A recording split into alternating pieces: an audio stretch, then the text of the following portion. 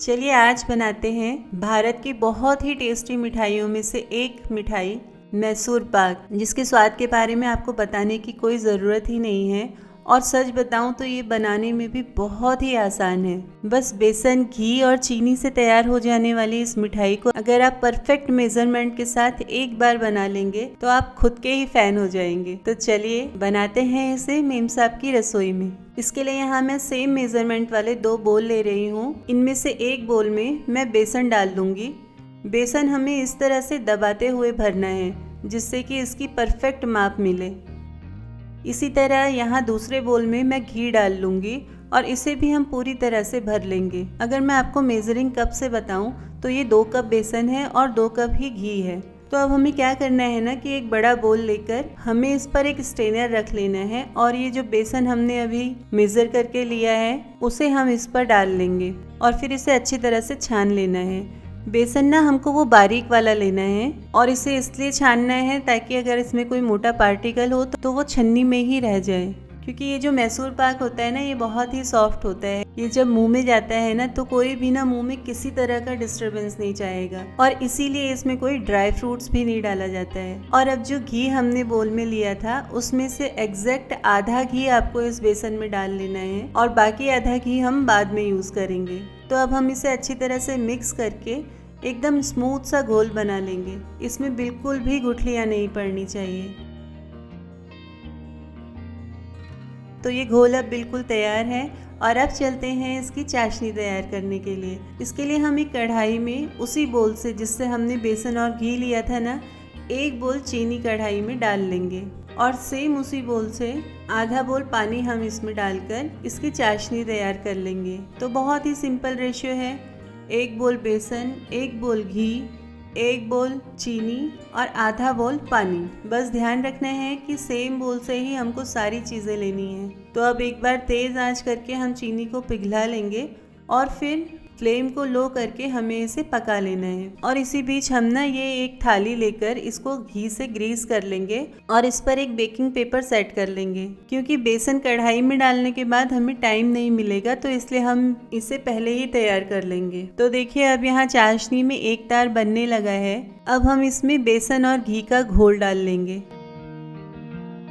और अब ना हमें एक्स्ट्रा अटेंटिव रहना है, क्योंकि बेसन जो है ना वो बहुत जल्दी से जल जाता है। तो इसे लगातार चलाते रहना है और गैस की फ्लेम को हमें लो पर ही रखना है। इसे हमें इस तरह से कढ़ाई के तले पर करछी चलाते हुए भूनते रहना है।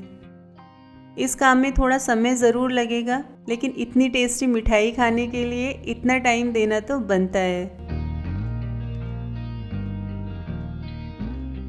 देखिए जब इस तरह से ये बेसन थोड़ा सा गाढ़ा हो जाए और इसमें इस तरह से बबल्स आने लगे, तब हमें क्या करना है ना कि जो आधा कटोरी घी हमने शुरुआत में बचाया था उसमें से थोड़ा सा पोर्शन हमें इसमें डाल लेना है और फिर इसे लगातार चलाते हुए भूनते रहना है और गैस की फ्लेम को लो ही रखना है। मैसूर पाक ना 2 तरह का बनता है, एक तो सॉफ्ट बिल्कुल मक्खन जैसा और दूसरा थोड़ा सा जालीदार और खस्ता। आज हम ये सॉफ्ट वाला मैसूर पाक बना रहे हैं जिसे घी मैसूर पाक भी कहा जाता है। और जो दूसरा क्रंची वाला मैसूर पाक बनता है ना, उसमें इसे पकाते टाइम घी की जगह ऑयल डाला जाता है, पर वो वाला भी खाने में बहुत अच्छा लगता है। तो देखिए घी डालने के बाद मुझे इसे भूनते हुए 5 से 6 मिनट हो गए हैं और ये घी इसमें अच्छी तरह से मिक्स हो गया है।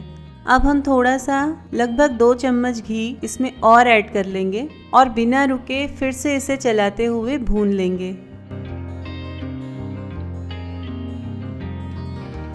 तो अब 5-7 मिनट के बाद ये घी भी अच्छी तरह से इसमें मिक्स हो गया है। तो अब हम इस कटोरी में बचा हुआ सारा घी इसमें डाल लेंगे और फिर हम इसे 5 से 7 मिनट अच्छी तरह से भून लेंगे।